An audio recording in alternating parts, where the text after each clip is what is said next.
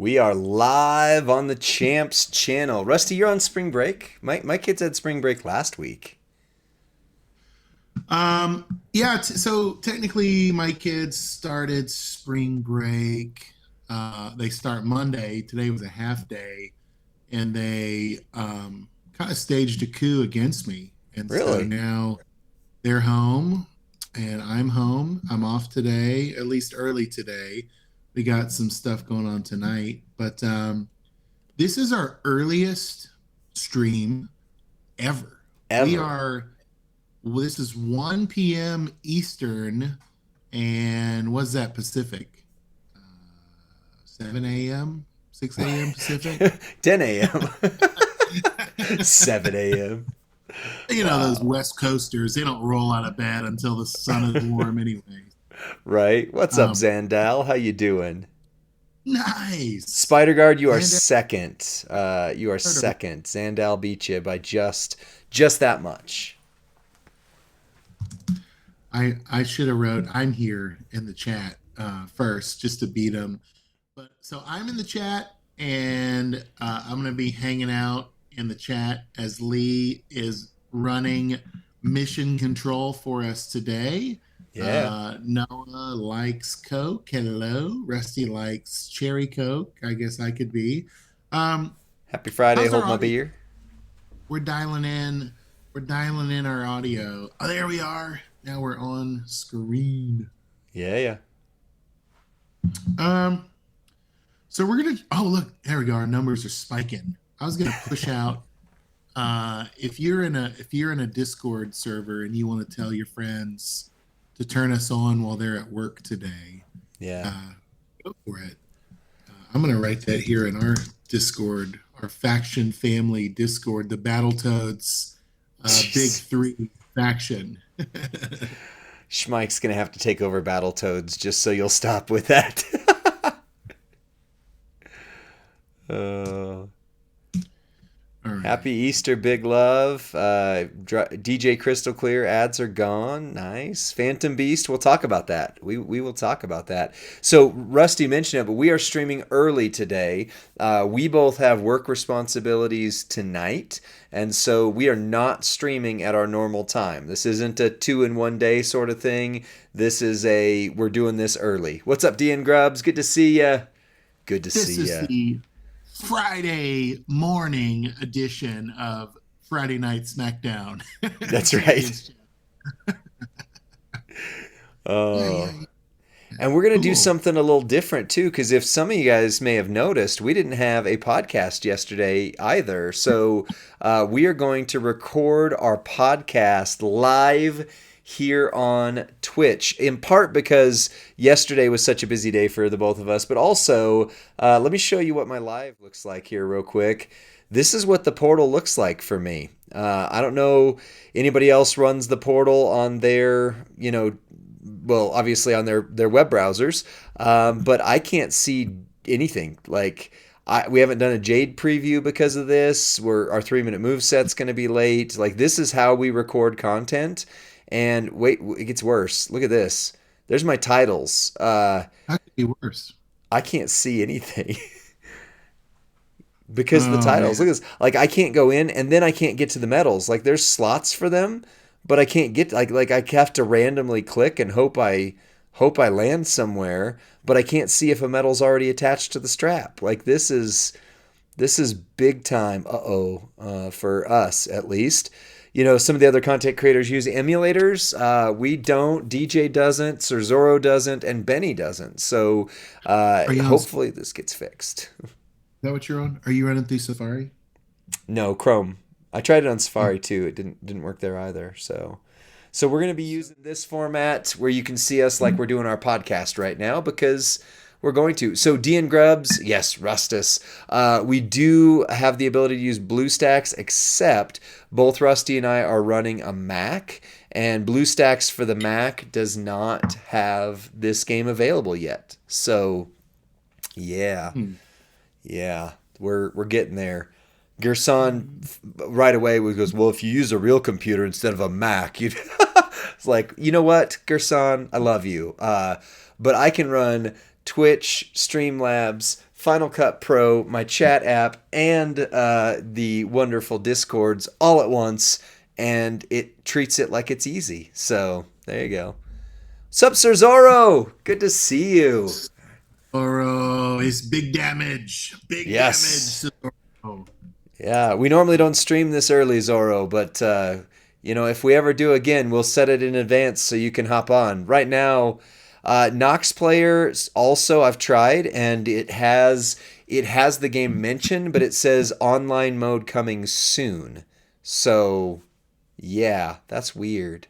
That's weird. I think I can 9 do. p.m. What's that, Rusty? Oh, I just was gonna do in the chat Zorro. I think it's Boom. hashtag Zorro, There it is. It's or not hashtags. exclamation point Zorro.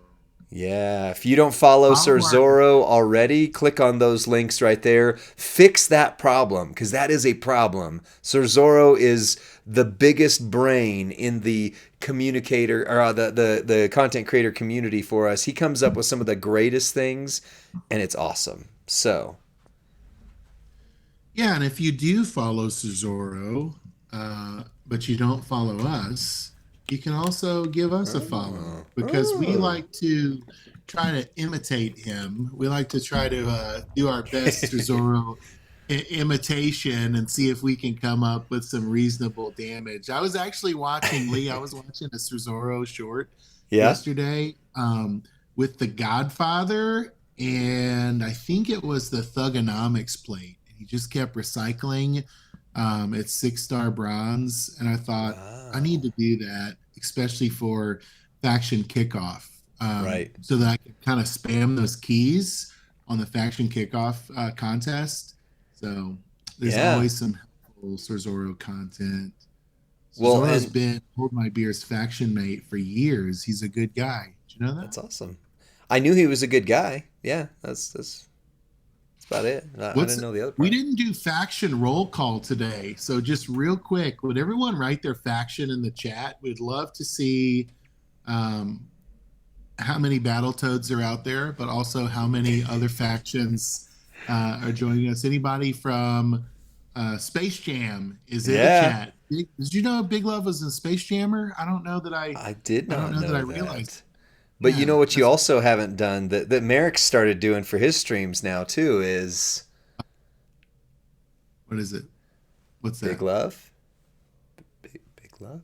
What? Oh, Big Love 198138. Mix is doing that. He's doing sexy voice on stream. He did, yeah, he did sexy voice just for Big Love. It's kind of like how all of us do spicy papa now. Like we've got one that's catching on.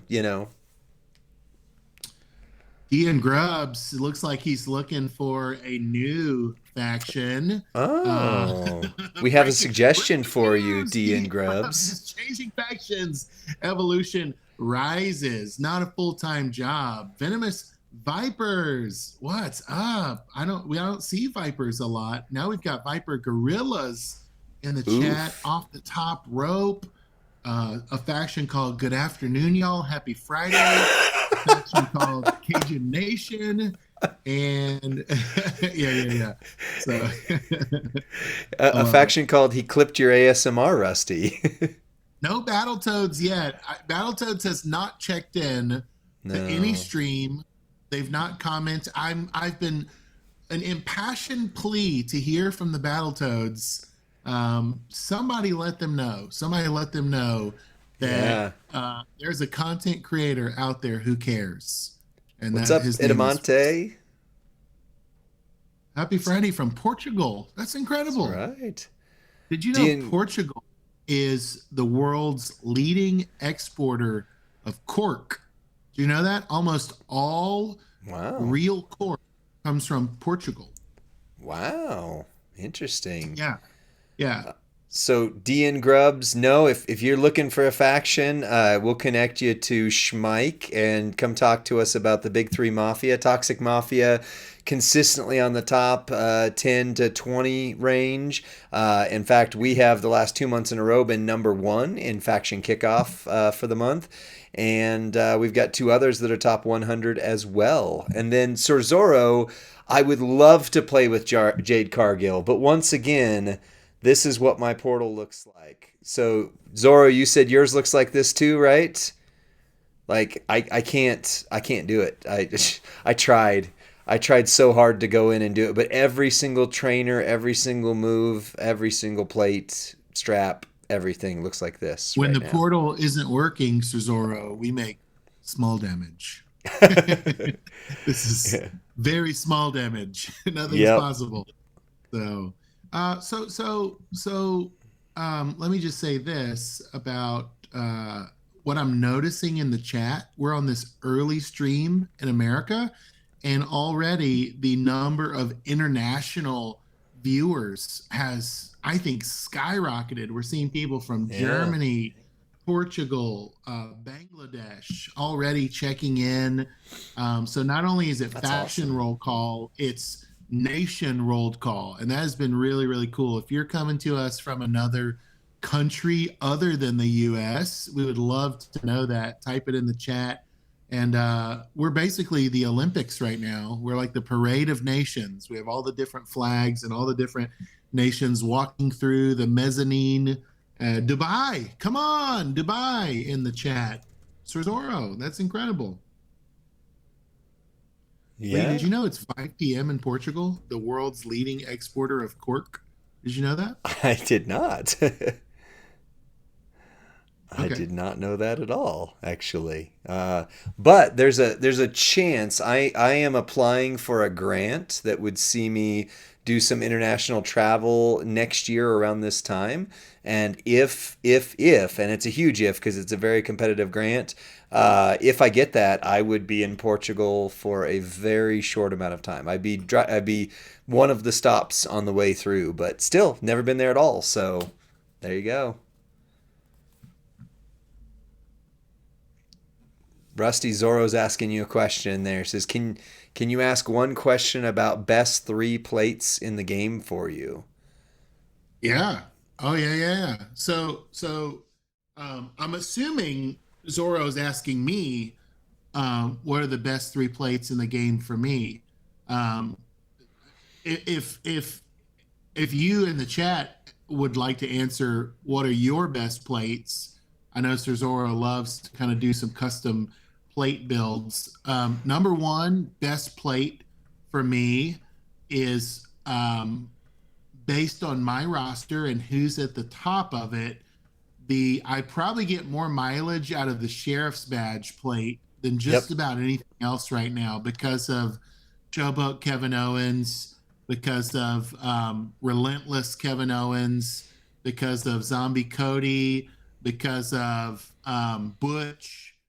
Anybody that makes massive red, the yellow just takes it to the next level and gives me even more damage. Yeah. Um, let's see, second, maybe on my roster, second best plate that's really helping me would probably be the Brutus plate on Brutus because he's my best superstar and it makes him even more powerful. So I think if a plate makes your best even better, it's Mm-hmm. probably your best plate. Um, let's see. And then I think a plate that I'm getting a lot of mileage out of that I just didn't know about or didn't have before, it might be the NWO plate because of what Interesting. it's able to do for me with Rock and Roman, what it's able to do with there was a few. Oh, KO, Yeah. Showboat KO, or the bracers are a little better, but I tried Yeah. the NW plate on him recently to see. I don't. I'm trying to think. I don't have like an MP plate that's really doing big things for me right now. Mm. Um, and I don't have a ton of ultimate plates yet. So I'm kind of a new to the plate scene. But those are maybe my better plates. Nice. So So ironically, I've got three entirely different ones for yeah, you. let's hear it. So number one for me is Piper's Power because William Regal, Triple H, and go down the Right. list, right? But William Regal, Hall of Fame, Triple H, those two I kind of swap around a little bit. Those would be the big ones. The Sheik plate is my number two. On Hall of Fame, not Iron Sheik, Hall of Fame Neidhart, it is insanity. On Fatu, it is crazy. On Nation of Domination Rock, it is huge. I mean, again, go down the list. But if I could pick any plate to have three or four of, it would be the Sheik plate, 100%. And then the other would be the Titan plate, which I now do have three Titan plates because of the recent prize wall. So that's a big one there. Yeah, Zorro's got to build. Shelton Benjamin with the Piper plate can do 60 million turn one.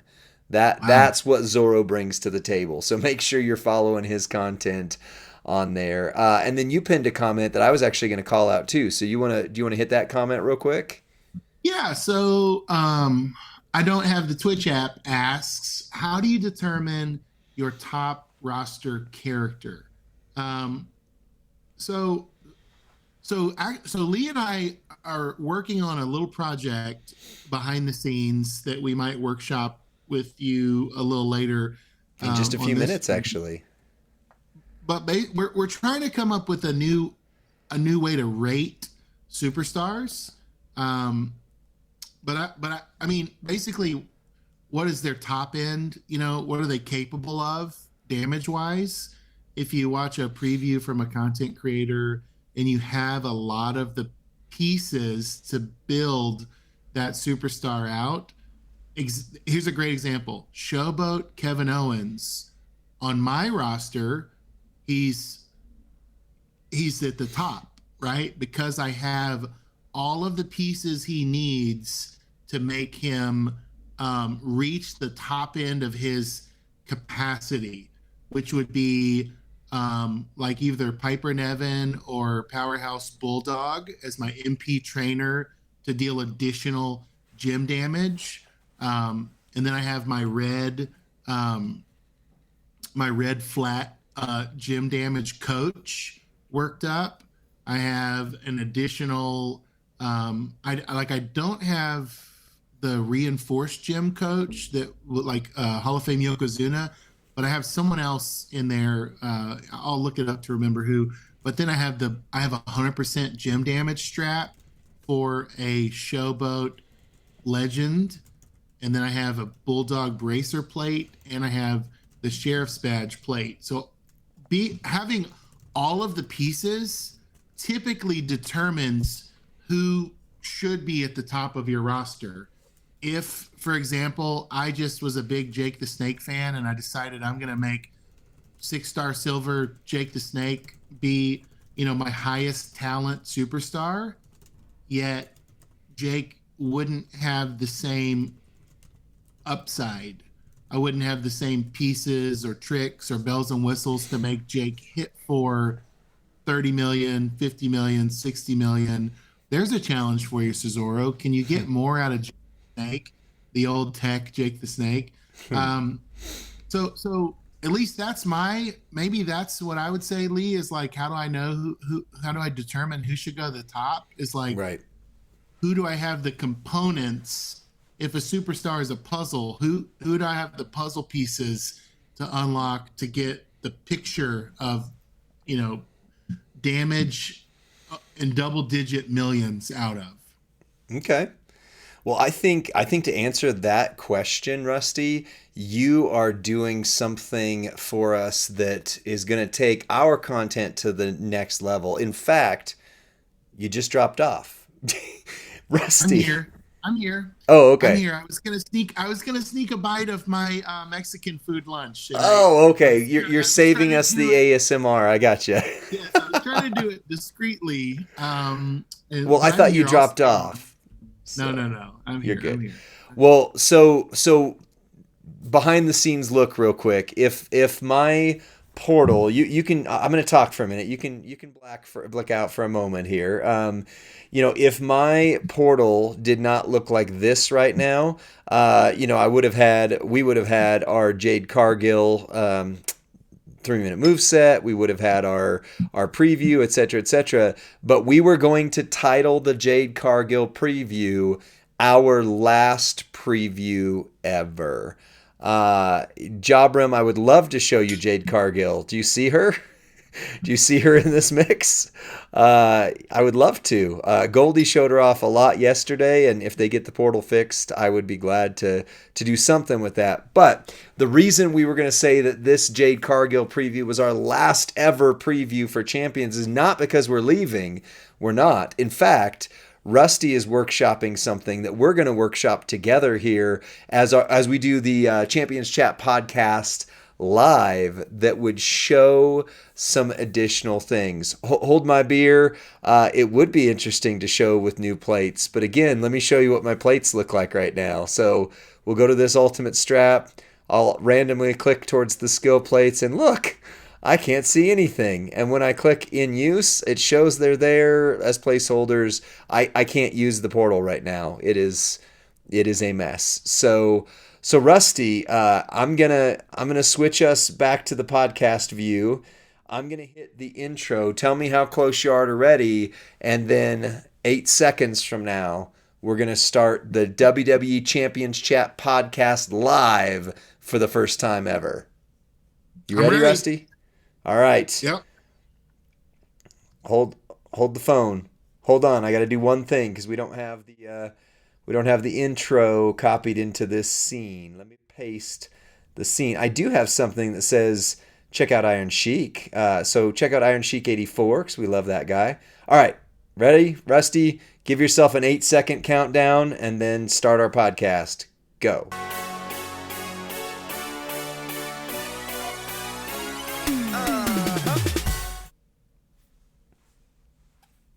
What's up, WWE Champions Universe? Welcome to Champions Chat, the fastest growing podcast dedicated to the WWE Champions mobile game. I'm Big E, Rusty Graves, and with me, as always, is Kofi Kingston, Lee Brown. We're the New Day. What's up, Lee? We're used to doing this early on Thursday morning, so I'll give you the brain glitch you had there. I'll give it to you there. But we are doing the Champions Chat podcast for the first time ever live from the official Twitch channel because, one, the portal's messing with me, so I can't do any gameplay right now because it's a mess. And two, because we had such a busy day yesterday. Both of us are working a lot extra this weekend. It just didn't happen. So yeah, we're recording it live, and we've got something. Rusty, you can do the show notes. But I want to share with the community here. This is something that Rusty masterminded. He had the idea that's going to revolutionize Champions Chat content. So Rusty, you go from here. You take it. Well, okay, that's a pretty big build up to and thank you for putting the onus of the idea exclusively on me. So in case it's a big flop, you have Oh clean no, hands. I'm workshopping it with you, but this was your big brain play. So yeah, so here's what we like. Lee and I historically have been a fan of tier lists. We've been a fan of like rating characters, ranking them. We do it even on our Friday night streams. We try to do like who are the top 4 acros right now in the game. So it's something we're always playing with, this concept of like, can we truly grade a superstar? And can we grade them when they receive a rework or when there's someone new to the game? How do we know that this new Jade Cargill, for example, is any better than Showboat Bailey? But what if I don't have the strap for her or the plate? So we understand there is a lot of complexities and a ton of nuance to all of this. But what I am hypothesizing is that we can come up with a list of parameters that we can begin to give a ranking or a rating to, based on um, damage output, for example, would be one category. And then on a scale, what would it look like if we were able to put damage output on a scale and then compare to other meta relevant superstars, right? What Yep. if we were able to put um, other categories like recycling, right? Do they are they able to refill their own moves with the move set, or are they going to leave us kind of high and dry? I feel that way about Hall of Fame X Pac. Like Right. like Hall of Fame X Pac should be probably rated lower on recycling than Showboat Kevin Owens, who Yeah. constantly refills his own moves, right? Um, and so as yeah, so we want to come up with like some very relevant categories that we can always run a superstar through and then assign a grade or a rating to. And we think this is going to be our unique contribution to the community instead of um, an in-depth preview video, which so many of our counterparts do masterfully, Yeah. right? You watch a Merrick's preview video and then watch a Rusty preview, and Hey, hey. it's there's quite a contrast, right? And yet I'm always looking for is this superstar fun? Do they do something unique? How would I use this in a boss battle? I'm asking different questions than Merrick's asks when he makes a preview. And so yeah, so what we're going to try to do is to create maybe categories like entourage ability, damage output. Do they have a low MP, like 6 or less move Right. set? Would say they are ready for turn one in a feud. Yeah. Um, So I've do they I've got a few recycle? for us if we want to start kind of workshopping it here. And yeah, and look, like BDC says, this feels a need in the community. Awesome idea, guys. And this is a friend of ours who watches, I think, content and implements the best of ideas into his gameplay. And And shares a lot of it with our faction. We've got tips from yeah, BDC yeah. that just rock us. They're awesome. And I'll just say this maybe one last or one other area I'm thinking is like, how do they do something um, to a high scale, like spam a color of a gem Right. or a specialty gem? Like, do they fill the whole board up with botch gems? Well, suddenly they're going to be an asset for boss battle, right? Or they're going to do something kind of rare and unique that other superstars mainly don't do. Um, Yeah. so So this is what we're looking at doing. And Lee, add takeaway thought there. yeah. So I think the better we can do at creating some categories, and this is where I want the chat. The first time we've ever done our podcast live on Twitch, which also, by the way, apologize. That means Rusty's audio is off sync compared to when we record this on Zoom on our own on Thursdays. But the bigger the categories, the better that we can hone this in. So when you pitched this idea to me, I pictured, I don't know how many of you are nerds like me, but back in the day, I used to collect Marvel superhero trading cards.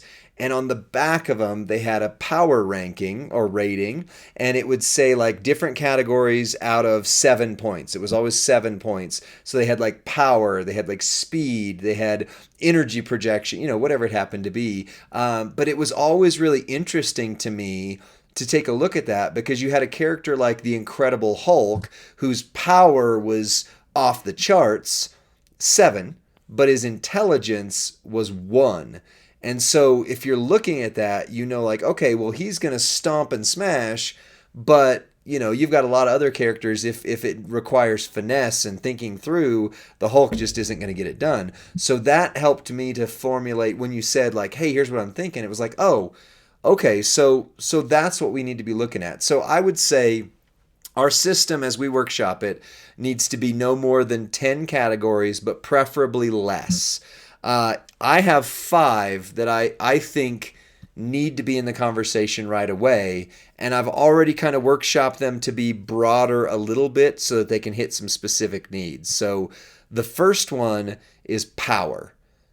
Power. Now, that can come from gem or move damage, and we need to workshop what that means in there, and probably we'll have to change that one with each meta. Because, for example, I got my new striker Sonya Deville chase character up to 6-star 2 days ago for this feud, and Right.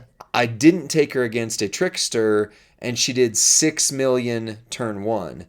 And in my Yeah. mind, now this shows how far I've come on certain things, but in my mind I went, she is functionally unusable with 6 million damage. That's not Wow. even going to get it done.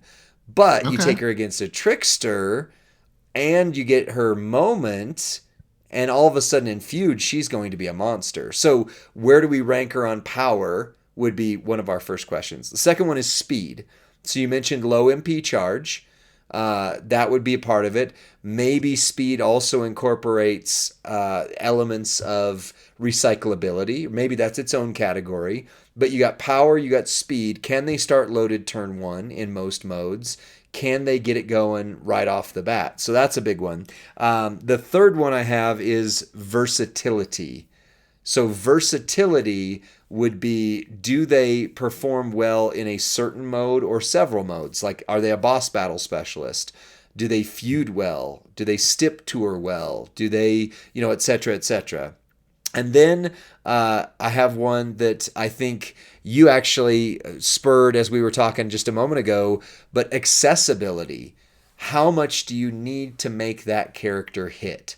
So, for example, you mentioned Showboat KO is at the top of your meta, but does he need the Bulldog's bracer? Does he need gear? Do they need a certain strap or a certain trainer that is not very accessible? So versatility or would be, I'm sorry, accessibility would be, like, for example, my William Regal, I couldn't use him at a high level until I got Master of the Claymore Drew McIntyre.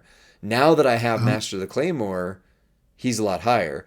But I don't have gears. And so right. his accessibility score would probably be lower, even though his power and recycling and all that would be top end. And then last one, and then I'll turn it back over to you, is longevity. Longevity. How long is this character going to last beyond this meta? And you mentioned a character that made me actually kind of think this one in there, and I'm going to post this in the chat so people can see it, which was Rock and Roman. Rock and Roman does some awesome move damage now, but when we get into the 6-star gold meta, will he still do that kind of damage? Will we still think that of him? So his power level might be a certain thing now, but maybe his longevity isn't quite as there. So talk to me about Don't you what you put think that about on me, these. Ricky Bobby. Don't you tell me that, Ricky Bobby.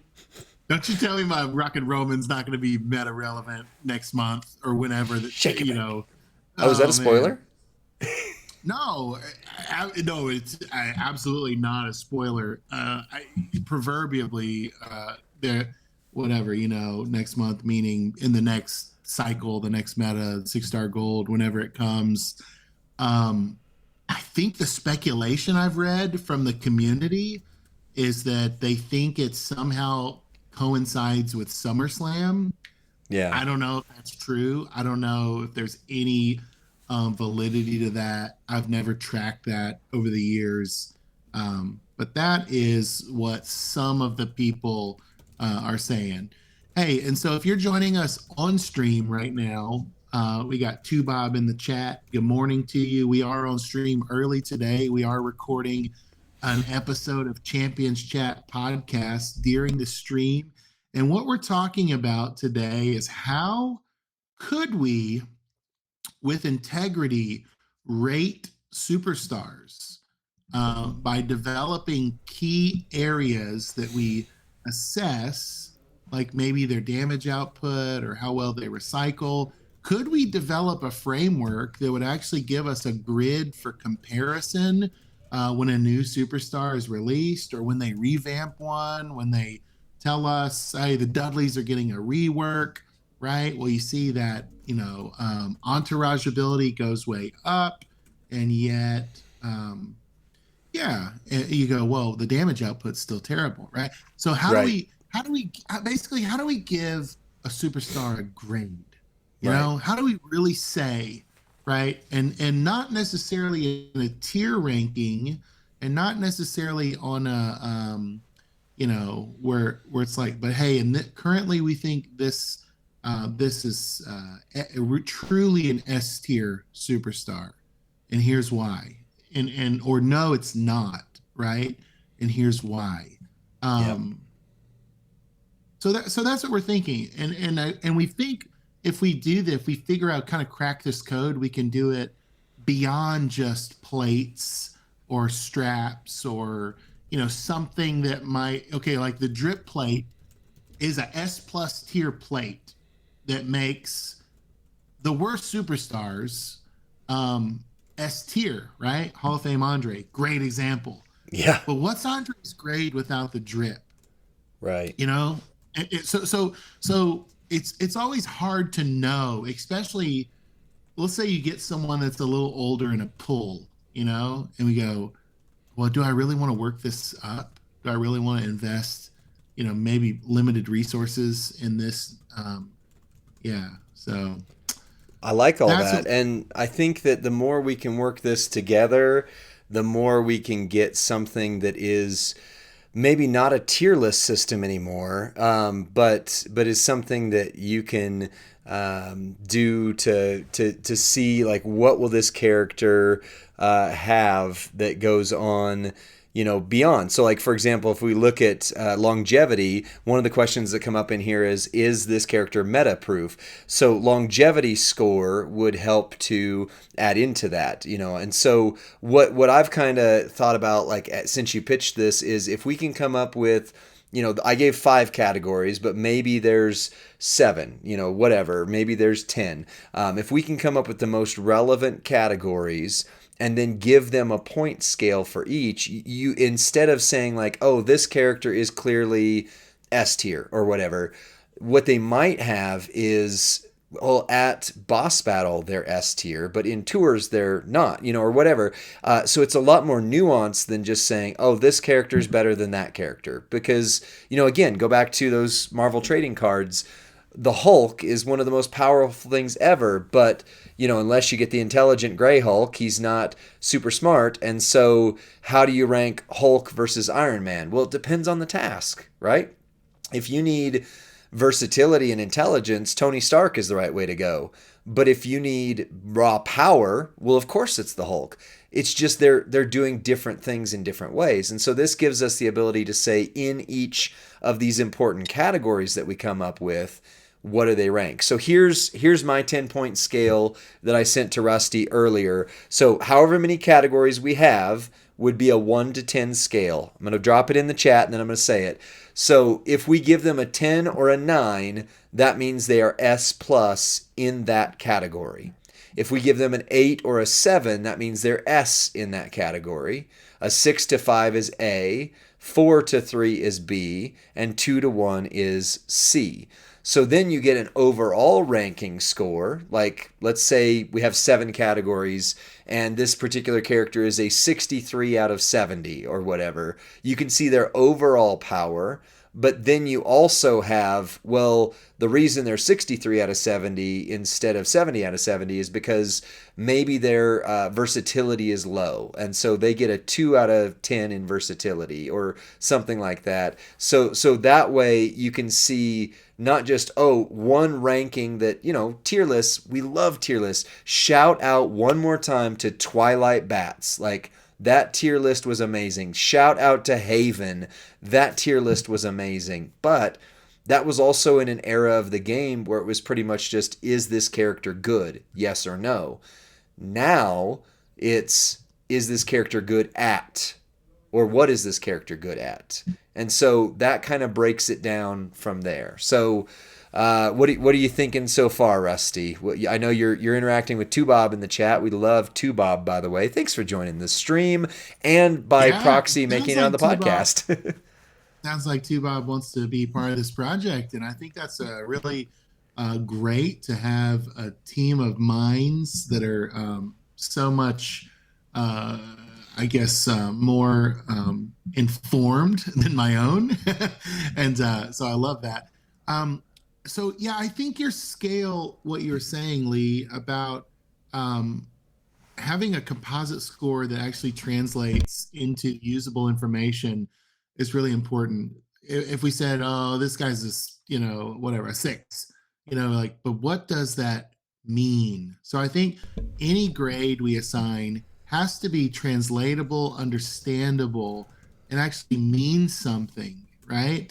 And some of the feedback initially in the chat is like, what happens, um, let's see, how do you incorporate a plate breaker or some new feature aside from what we already have already, and what cooldown, and how would you activate it?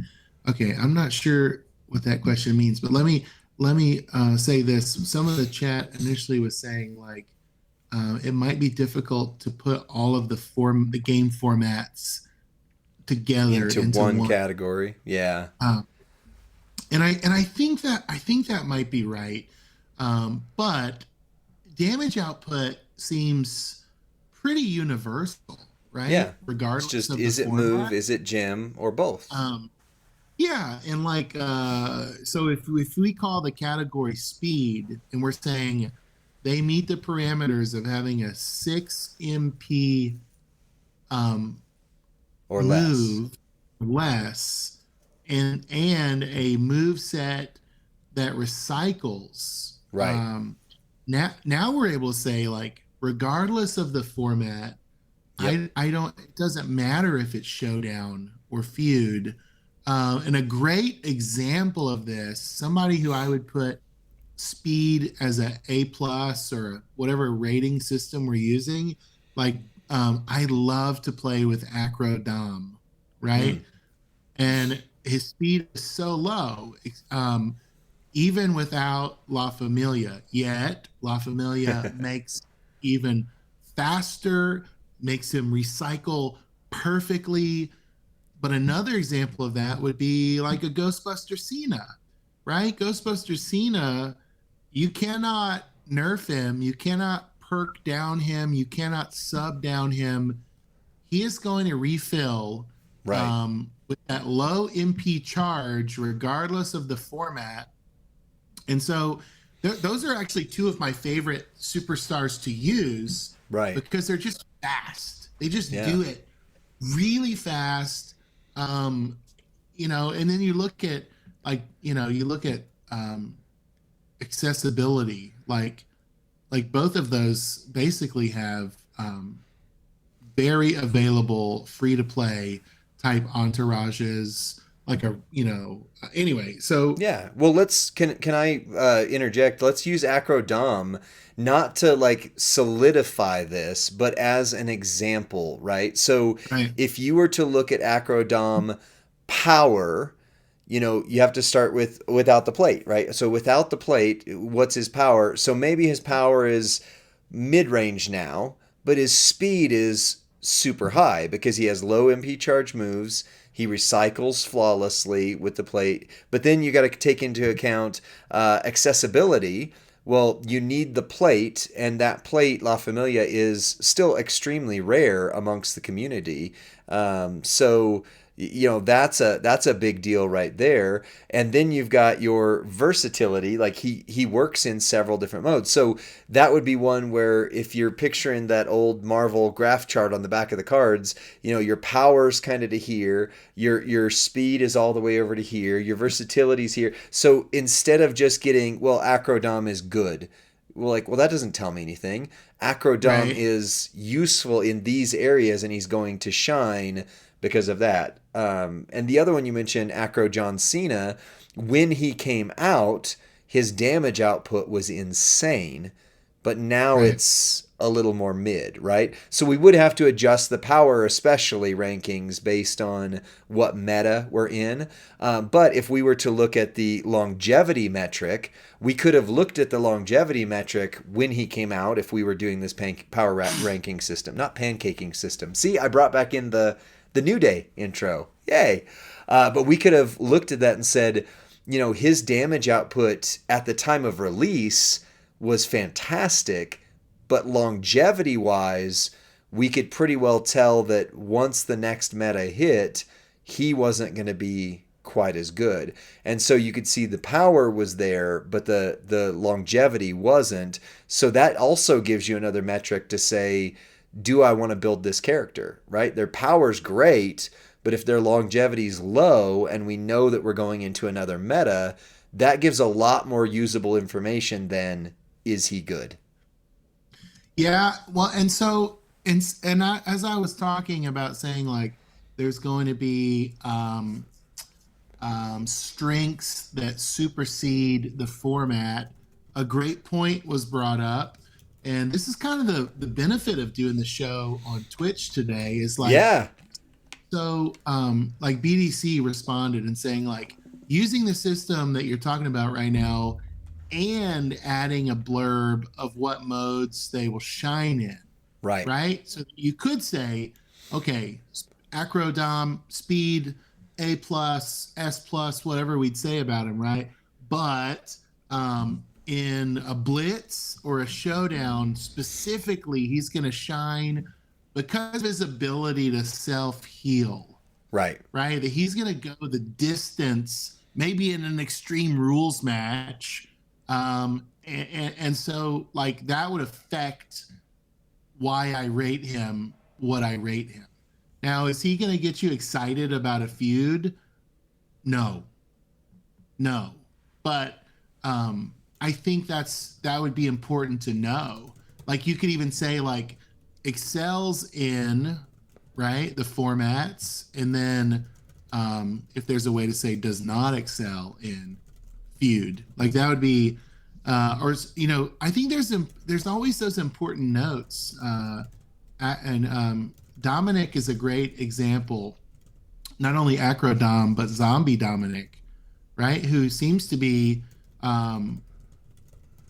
if you have Ray, right, or if you have 100% gym damage strap and Ray, right. there's so many layers to what they're Exactly. capable of doing.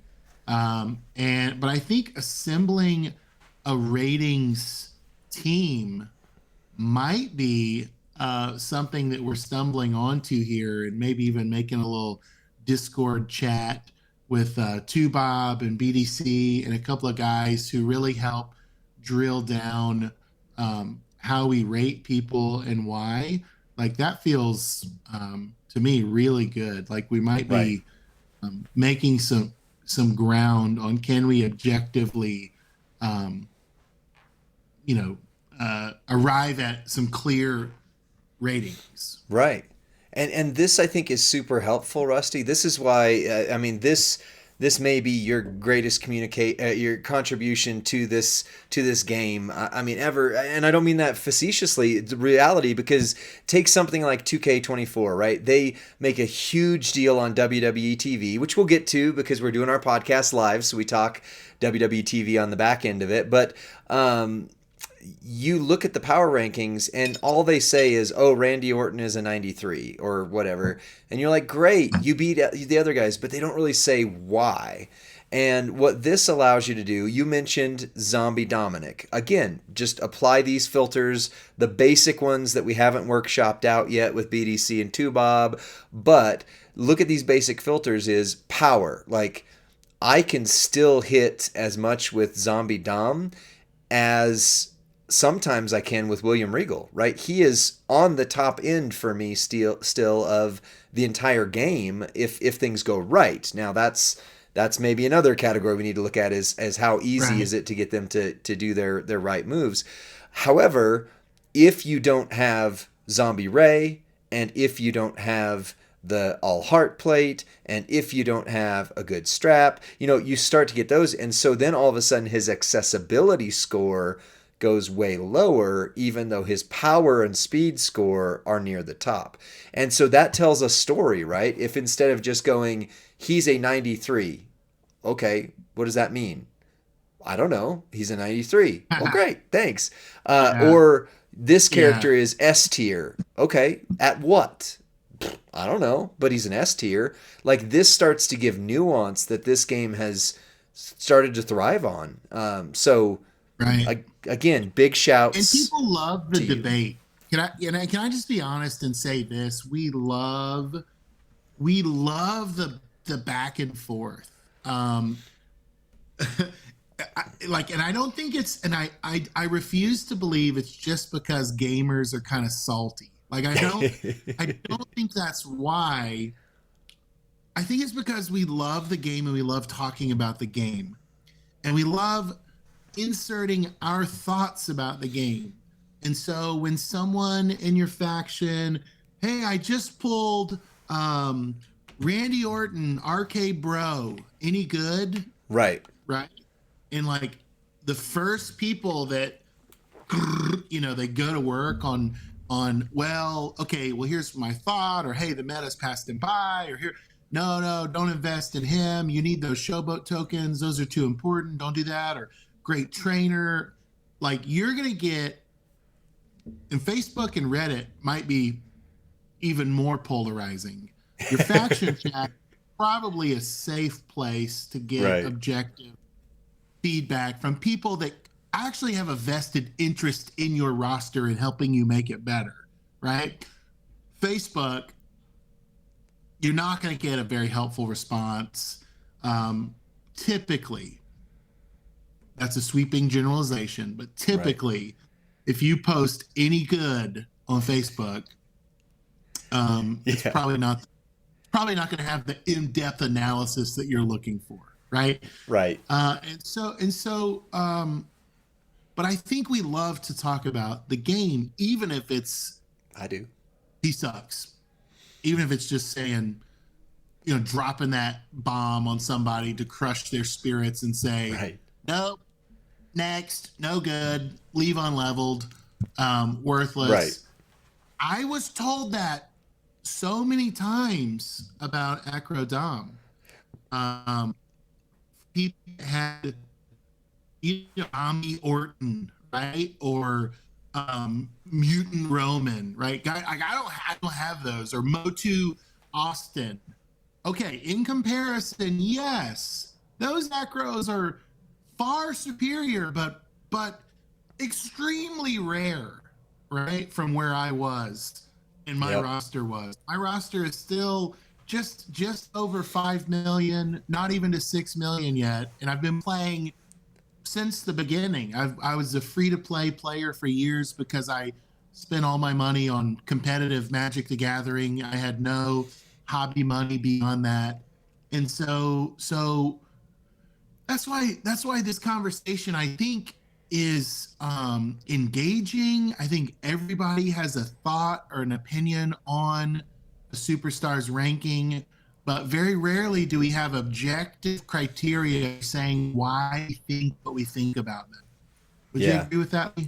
I would. I'd also like to let you know that your internet seems to be dipping pretty hard, and you've got like some weird glitching going on. I heard the words though. That's the important part. I Okay.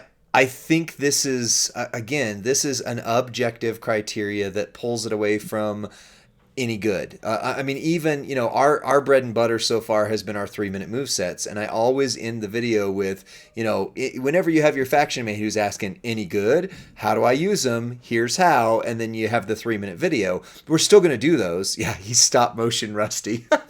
We're still going to Oh do no. 3 minute move sets. That's our But the other. audio's clear. Audio's okay. Audio's okay. It's glitched a little, but it's not to the point where we can't hear you. So Okay. you're just kind Sorry. of turning into an AI version of yourself. That's all. Well, we switched over to this 5G internet thinking that we were gonna, save a ton of money, and I guess you get what you pay for, right? So, Yeah. Well, you do. You do. So let's take another one of our favorite streamers into account, Merrick's, right? On Tuesdays on this channel, Merrick's does a roster review. And what does he always say every time there's a roster review? It depends on what you have, right? And so this power ranking or rating system allows others in the community even to take a look at this and say, well, yeah, is Zombie Dom any good? Well, here's the power ratings. He's strong on power, but he's low on versatility or accessibility. Why? Because we've got this, because he needs to have Zombie Ray, because he needs to have an All Heart to really go up to the next level. It allows the conversation to change just from, well, it'd really be great if I could see everybody your roster, because I love the roster scrolls with Merrick's. That is an amazing idea, and it helps individuals in the community. And I watch those and go, oh, I didn't know if I did this with this, I'd get that. But if there was an objective rating to look at and say, well, I see he's high on power, but why is he low on accessibility? Oh, because you need Zombie Ray to make him work. Oh, okay. Well, if I have Zombie Ray, immediately I just go, the power is what I care about. If I don't have Zombie Ray, okay, accessibility is what I care about. So it really solves some of these issues that I think this game has had since it became more complex. Because there was a day when it was just, is this character good? Yes. No. Boom, we're done. But as soon as straps, trainers, moments, I mean, let's just keep going down the list, right? There is now no points longer and a way to moments. do a tier Yeah. list that way. Now I would say we could probably say, are they good? Yes or no, until you get to the plate and moment, and then it spirals out of control. Right. It's no longer even comparison. Right. Um, Wesley is a great example. I don't have the NXT moment, um, so that's why I'm talking maybe more about Acrodom than I am about Wesley. Yep. Wesley's far superior to Acrodom if I have that moment. If I had D'Lo, right, I wouldn't be talking about Acrodom, right? And there's really a large amount of nuance and specificity to every roster decision you make, and Right. they're all contingent on the rest of your roster, the rest of your inventory. Yep. And if you need super rare trainers or gear to make that superstar excel and to be your best, and unless you have it and there's no chance of you ever getting it, you know, I Yep. don't know what I would do with a William Regal. Honestly, I don't. I don't Watch our have 3 minute move set. I just don't have the tools to pull him off, Right. right? To be That's what the she good said. good, and so then Pause. it's Pause. just like yeah, and this is a great comment in the chat, right? Some characters need everything, Yep. gears, moments, right? A strong bonus strap and great medals and a perfect entourage. But there's a lot these days versus just Stardust needs a Lawler and he's the best, right? Yep. Wasn't that there was a time in 4 years ago, was that time or however long? Yeah, 4 years. I was thinking Right. pre-pandemic, we would have said, is it good? Yes or no? Right. Right. 4 years later, we're going, that really depends. That really, really depends. Asterisks. Yeah. Yeah. Bevan McDowell, we are not the two creators of WWE Champions. We are the newest official content creators, which means we get to We're stream just on this power channel. users. Yeah, we became we found a way mainly through our 3 minute move sets and Rusty's big brain ideas like this. But real quick before I lose it again on here, quick shout out again. You're gonna make the video for and the audio for the podcast, but shout out to Leisha Darling. She's a new content creator, not official, but one of our beloved unofficial content creators. Follow her on Twitch. Tubob, make sure you're following Tubob for the wonderful content there. And then we always try to shout out. We have deep relationships and friends with Iron Sheik 84, Great J Man Gaming. MRM is starting up recently. There's some new content creators, and that is good for the life of this game. That means people are finding, discovering, and hopping in. So please, please, please follow Tubob, follow Leisha Darling, follow Iron Sheik 84, follow Great J Man Gaming. We love all those guys. And if I miss somebody that's unofficial, drop them in the comments section. We'd love to see it. So sorry, quick side note, Rusty, but Yeah, yeah, and let me just say this: if you are an unofficial content creator, let me we just see you. talk. Let me just talk to you are us. We were we made content because we love the game, not because we ever thought we could be doing this as part of the content team. We didn't care. We were Right. just making content to help our faction or to help the community of people who would listen to us or people who, and beyond all of that, we were just having fun. Like there were videos we made in the early days that got so little traction and no one watched that we had a blast making. Oh yeah. We and we started small. We started on two iPhones recording a phone call is how we started our podcast using AirPods That was and my phones mic.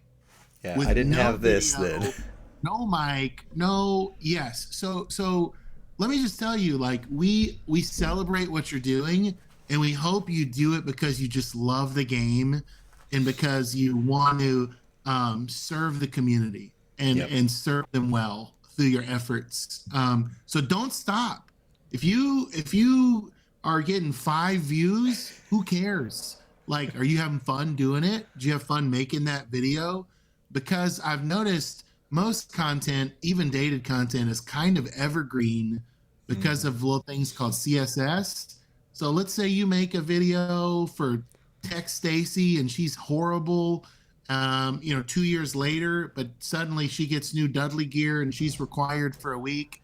Everybody's gonna, be looking up on YouTube Tech Stacy, and they're gonna find your stuff, and there may be a delayed reaction on your content.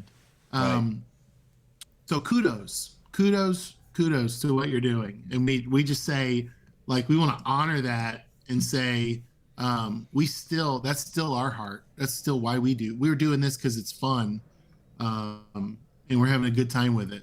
That's You right. know. Well, Rusty, I think our next segment, I think we've got some stuff with that. Our next segment is to dig in just a little bit to what is going on with the Flash feud changes.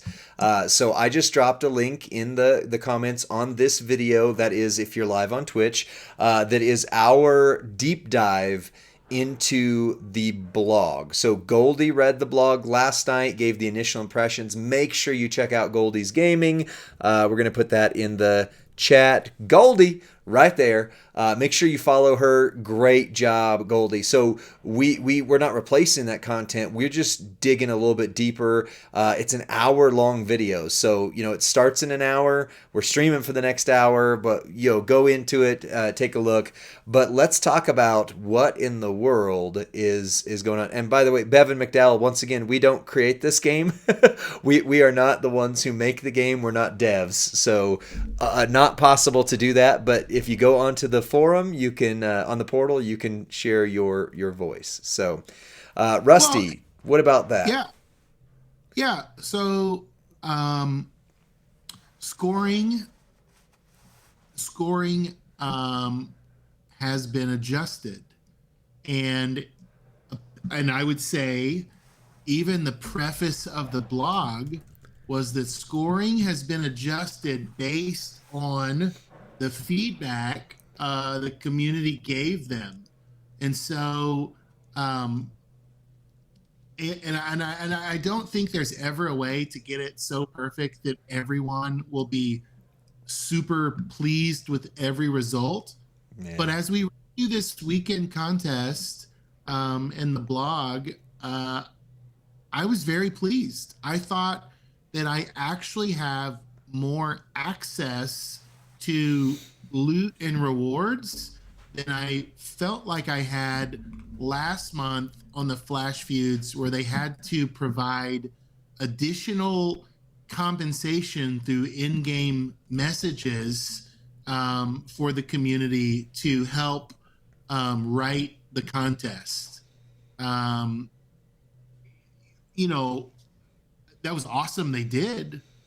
It looks like they've gotten ahead of that, you know, and we may not all get Jade Cargill this weekend, but I think if we feud and feud hard, we will get the highest opportunity we've ever had to get plates and moments based just on what the blog said.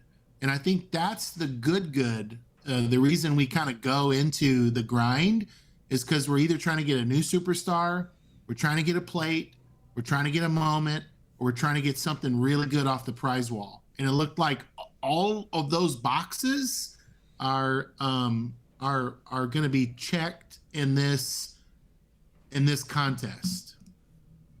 I think so too. I think so too. And I mean, it's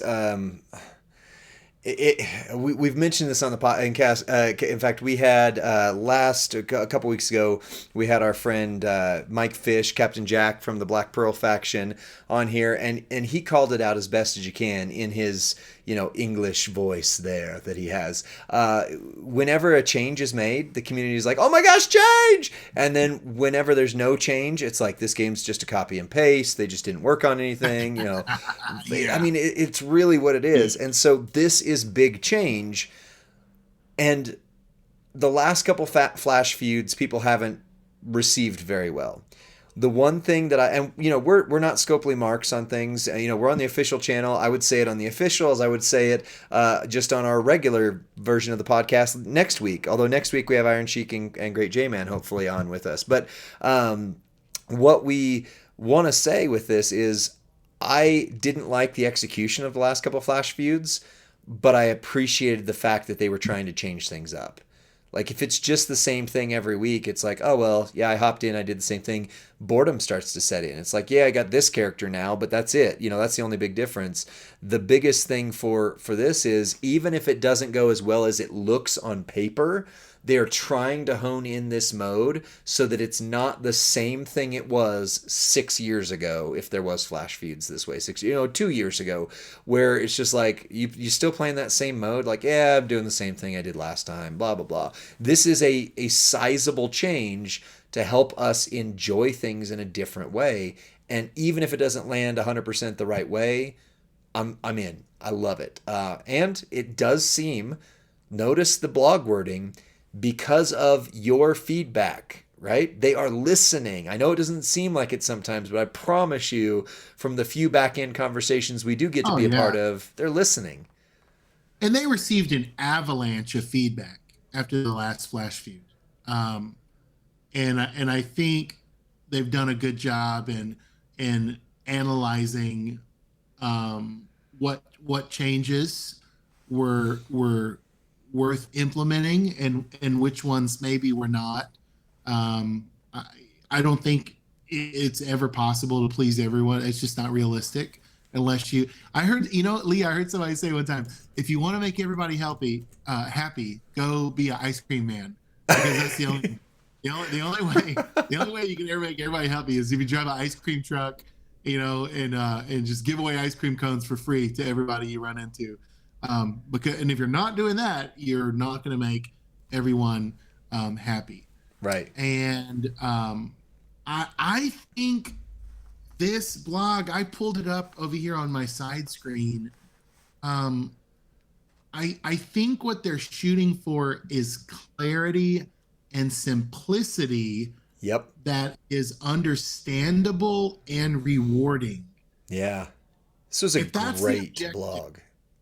yeah, and if Great so, if blog. that's the objective that they're going for, we're gonna have to put it to the test, Yep. right? We're gonna have to try and say, okay, did we achieve what we wanted to? Did we understand what we needed to do? And we could probably even look at a question from the chat and see if we're able to answer that preemptively. You talking about Are you? third root? No. It's the first time in the chat today. What Oh, what I love about this early stream is we've got a totally different group that's on with us than is yeah. normally on Friday night. So we've got a first time chatter that says this. Hi there, guys. Thanks for the effort. Love your videos. Could you dig into how people that don't have everyone for the feud need to approach it to also try to reach the end with the most points? For Yep. instance, I only have Kyrie and Bailey. So is it possible to still achieve a good end result? Sorry, new to this, so just trying to get an understanding. Because I'm so excited. I'm going to pin this question that this question came in because this is why That's a good we one. um, basically the person who posted this question, you're why we do this. Like you're why we are excited to make videos, excited to have conversations about the game. So Lee, we're looking at, I'm assuming Feud 1, right? Flash Feud 1, and the only CSS they have would be bottom line. So we're looking at bottom line bonus potential there. Um, and what we would need to ask is, so how could someone who's maybe only eligible for bottom line bonuses maximize their war score in Right. this flash is probably the real question that we're asking here. Well, for one, so this is a podcast live, but if you go back onto our archive of the Champions Chat podcasts, we have one episode where we talked about how to do the best feuding possible, and BDC, who's been in the chat today, provided us some very helpful criteria. So go back to that, check that out for overarching feud prep tips. But for this specific feud, it really looks like, based on what the blog said, that the big focal points are damage, unique character usage, and 6-star silver, or the higher rarity, right? So you want to make sure. Now we're, again, all the normal things that we have to say for feud are: make sure you've got your steps, make sure you've got the best promoter you can possibly get in there for additional war score, make sure you're filling out those line bonuses. Those are all consistent across every feud, but this one specifically seems like the most points come from damage, unique superstar, and beating the highest rarity you possibly can. So let's just say maybe your highest that you have personally is a 6-star bronze character. Everybody has relentless, or not relentless KO. I don't have relentless KO. Everybody has the Legends cosplay KO, from last month. Everybody has Kyrie. Those Right. two free characters can hit above, plus they have plus 99 MP still. So even if you only have those two free characters, you can do some damage in here. Now, again, going back to the conversation we had just a little bit ago about our new power rating system, the accessibility for Showboat KO, you might need to have, you would benefit from having the Bulldogs bracers and, some other stuff to take him up. But his initial accessibility is pretty high. So use your best superstar, and even if they're 6-star bronze, ask yourself, can they hit up? Can they take out a 6-star silver? Because you're going to get more points for that. Is their damage output high, right? So for those who have a William Regal or the new powerhouse Steve Austin or Fatu or any of these characters, your damage output is going to be through the roof, right? William Regal can do over 100 million damage. So if you're getting per damage points, that's insane. But just because you don't have William Regal or don't have all the tricks to him, like I don't have, don't feel like you have to have them to get farther, right? Showboat KO can do a good amount of damage, high recyclability, doesn't need much to make him great, and he's plus 99 MP, so he's going to start loaded turn 1 guaranteed. Boom. Use him, take out those you can. Also pay attention, like we mentioned on Sonya earlier, Sonya's damage is okay against everybody, but it's awesome against tricksters, right? Plus, if you have the moment from the prize wall that's been going this month, she all of a sudden takes another step up. So you have some of those things of consideration to say, does this character do well against a certain class or a certain type? Um, make sure you utilize that so that you can get the most amount of damage possible. So, initial thoughts from me. Rusty, what are your thoughts? So specific to this person that asked, now again, I'm assuming the anyone asking a similar question is only able to fill the bottom line Right. with you. And that's So okay. yes, but what it also means is only fill the bottom line, friend, because if Right. you start adding additional superstars into that middle and top row, you're going to make your talent level so high that you actually can't win any brawls. Right. The computer is gonna interpret your talent level cumulatively and match you up against 6-star silver opponents Right. where you're really only, and I think this player even said, like, some of my best females are only 5 silver, Right. right? So 4 and no more, right? That bottom row, and so you need to have a partner with a similar talent level as well, right? And Right. so let's say you've got here's a random number, 60,000 talent from your 4, that's your total cumulative roster, your feud roster, 60K. That'd be You about need a 5 gold partner, each. yeah, you need a partner that has about a 10K swing either up or down from you. If you're at Right. 60K, only go into feuds with somebody that's running between 50 and 70K talent, because otherwise, this is a great example. Lee and I feud together sometimes. Lee will have maybe a 200K talent and I'll have an 80K, and I'll go, "Oh crud. Yep. What did I do? What did I do? I've got to sit here and wait for Lee to finish his line so that he can come and finish my line." And so I'm just wasting time and giving him points that I'm not going to ever be able to maybe win the match or claim, right? And so I think it's really important that you know your numbers and that you have a partner with similar numbers, and trust the algorithm then to match you against opponents with similar numbers. But if you overstack your lineup, you're just going to be so frustrated, and you're going to want to quit and stop playing. You're going to be mad. But that's Right. usually why I call that battle cruising, when you've got just way too many people on board and you're just cruising, playing. You're playing the full 30 minutes.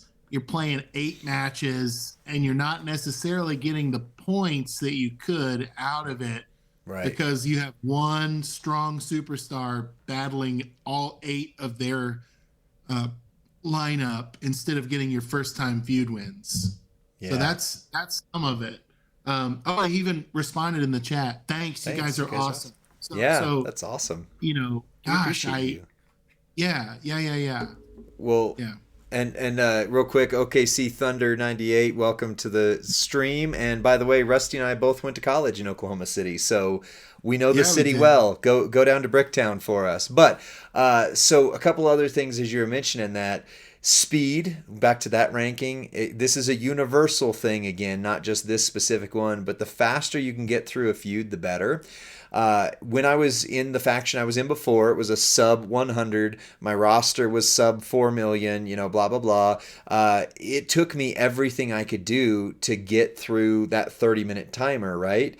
And luckily, I was playing with people who were mostly in that same category. As we've moved into a top faction, I'm noticing that my partner is usually done within 10 to 12 minutes. I mean tops, and that's with Unless full your six partner is stars. me. Unless you, Unless your partner is me. right. Well, there you go. There you go. If I'm running with And I'm the other correcting my 98 in the kids. faction, And then I'm sorting out my family's affairs as I feud, and then going to right. full 30. So yeah. That's Oh, awesome. Well, yeah. So just know your partner's speed, and if you're a 30-minute player, that's okay. Like that, as long as you're matched up with someone who's in that same camp. Like if they're done in 5 minutes and you take 30, they're going to be frustrated as all get out. But if oh you can yeah. match up with somebody who's in that same boat, but the faster you can go theoretically, the better. So be aware of MP charge in feud. Be aware of your trainers. Make sure your lineup is set before you go into feud. Don't be tweaking your lineup and your trainers while you're in Right. that lobby, right? Be doing all that beforehand. And if you have characters that can be, one turn, two turn winners, like Zoro, I don't know if Zoro's still in the chat, but Zoro mentioned, Shelton Benjamin, Acro with a pyroplate can be 60 million turn one. If you have one or two of those, and the good thing about this meta of the game is there's a lot more of them, right? There are several characters. Now, there's still like your top tiers, your William Regals and beyond, but there's a lot more in that 20 million, 30 million damage that could potentially win turn one. Go with those first and get those top, 6-star whatevers out of the way with your fastest characters, and only go with your slower characters, especially CSS wise, with people who are on the low scale. And now I know I'm going to say this again, and every time the top players go, don't do that, don't do that, it's stupid. But I love the community. I would recommend put your best roster in there, your top four, or if you can do the middle line and hang, because Rusty said top four and no more, but if you can hang with that roster, it doesn't matter how big you fill it up as long as you're fast. But what I like to do is throw in one character that somebody could beat no matter what. Just throw in a feeder, a fodder, a pawn, if for nothing else, because maybe they're trying to get their CSS across many matches, Right. and it's with Trick Asuka, who can't win a match for the life of her, and you just throw in your 2-star Nikki Bella just so somebody else can beat it. I know you lose points, so if you're leaderboarding, not for Well, you, but for everybody yeah, else, but just be kind. if you're only able to fill the bottom row, right? And you can go into a female feud with as little as 3 typically. Right. So Yeah. use that on your bottom row. Use one person on your bottom row. We used to call it sandbagging, right? Where you bring somebody low talent just to get another low talent.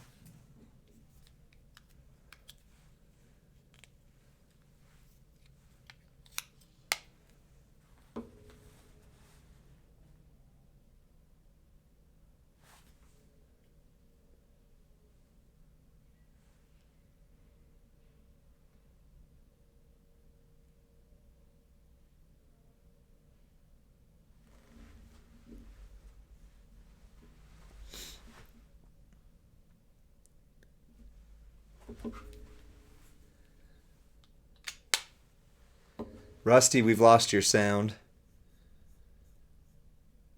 Can you hear me?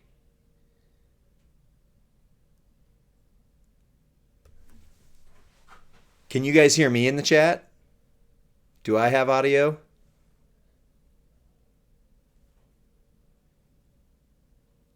Okay. You guys can hear me? Yes, we can hear Lee. Rusty, can we hear you?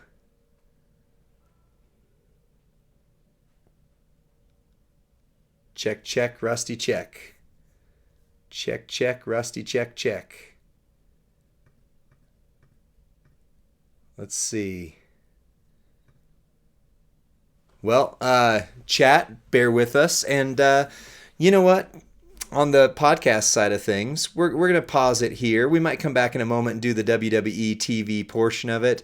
But yeah, That's it for this one. Thanks for tuning in on the podcast. Twitch, we're still live for a bit, so don't go anywhere. But make sure you check out the WWE Champions Chat podcast. Usually every Thursday. This week we're a little bit behind, and then we're also on the main Champs channel every Friday night. This week we are early because we both work this evening. So, yeah, that's it for this one. Let me hit the outro, and I'm going to end the video, but we're going to stay on Twitch. So stick around.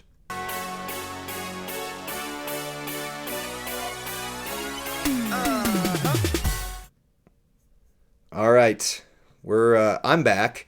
Rusty, if we need to go into Discord audio, we could do that as well. Because I do want us to chat about WWE TV. And we were having audio issues earlier. My AirPods went out. And when my AirPods went out, that's when we lost you. Can we see Rusty, just not hear? Yeah, you can see Rusty, just not hear him. Let me go. Let's see here. Rusty, if you can hear me. If you want to go into a phone call on Discord, I can always try and add Discord audio in real quick and try it that way. In chat, thank you guys for sticking around. Oh, Mime Rusty. Yes, this is Mime Rusty mode. Wow, I just said the wrong things all over the place. I can try and drop you off at Rusty and then add you back onto the clap cam, see if that fixes things. Would that work? I don't know. I can't see you. Good afternoon, Spicy Peppa. How you doing? Musty Roads. Yes, Musty Roads. Okay, I'm going to join this call. Try voice chat on console. Hold on, and then I got to add you into Streamlabs as an audio input. Hold on. Yeah, now you're going to be able to be heard through my microphone, but let me see if I can get you on the stream again. What's this thing called? The Discords. The Discords. Hey, friends. Discord. I better mute this. How about that? Is that better? I don't know. If nothing else, they can hear you through my microphone. Ooh, but that's a... Am I coming through twice? Yep. And I'm coming through twice. Hold on. Oh, I'll just put on my headset. That'll fix it.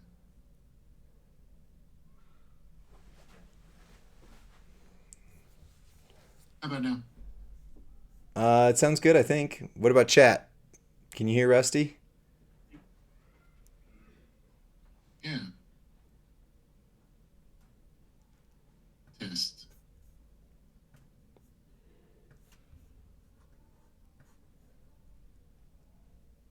Hold on. Okay, can you hear it this way now? Okay. I'm watching on Twitch. You got some crazy window. Well, I had to throw Discord on there and then take it down so that way, it's just the audio. So, Nice. really quiet. Who's really quiet? Me or Lee? You would be. Well, this was going really good, except for now I'm echoing again. I brought my gain way up. Yeah, but now I can hear me again. No way. Yeah. Well, now it's fine, but now it's fine. All right. Well, this will work for now. I mean, they can hear you. You're just a little bit quiet, so they can hear you. Push my gain up even more. Okay. Sweet. How about that? Guys, how is my voice sounding? Is it sounding rich and strong? Am I loud? It's probably better without hearing Rusty. Oh, shots fired. Is my volume better? Chat, can you hear him okay? Is my volume better? You're in a box and very low. Man, come on. Come on. That means I don't see input device. Hold on. I don't. Who does number two work for? Wow. Austin Powers Right? references here. Yeah, I know that. Well, I'm pushed up pretty hot now. yeah, I'm it pushed up hot and high. I'm yacht. high and hot. Wow. Wow. Who's hot? Who's high? Who's hot? Who hot? That's a place we have here in Denver. Who hot? It's like a Mongolian grill, maybe a Genghis grill for those who have it. Opportunity for Lee to do all the talking. Kind Yeah, of like max gain. yeah. I'm at max gain. I have my input It's not push. you, Rusty. It's what's going through stream, and because I've got to I've not done a Discord audio call on here, so I've just got to figure out which source that it's supposed to be. Because when I go into audio input capture, it doesn't do it the way I want it to do, and I obviously don't want an output capture. So still a novice on Streamlabs, guys. That's my excuse here, but yeah, yeah, Yeah. yeah. Well, normally I'd turn this over so that while I'm working, you could chat on something, but since they can't hear you as well, I'm just going to be a little distracted for just one moment. But Rusty, any other feud thoughts, even if I have to repeat them? No, I mean, I think they can. I think I'm coming through. Um, you know, this Splash feud, I think is I think it's important to remember for so many people, at least in the U.S., this is a holiday weekend. People are going to be traveling. They may be going to some religious observance or not. Um, I would just say be patient with yourself. Hmm. Try out this new format. Try out the new rules, and see, give it a chance, right? Don't be hard on yourself if you can't max this feud, or if you can't even make every feud of the Flash feuds. But it feels like, gosh, there's just the holiday weekends are always tough for a faction, right? And then to throw in a new scoring format on a holiday weekend. Next weekend's Mania. All right, so let's keep our eye on the prize. This is a great time to be a wrestling fan, and that's all I would say probably about feuds, Okay. about this weekend's feuds. Well, then it seems like Leisha says Rusty's coming through fine now. So if that's the case, let's move on to what we would have normally had as a regular part of our podcast. But since we've already separated it out, we'll just throw it in here. Let me hit the intro, and we will talk about WWE TV for just a few minutes.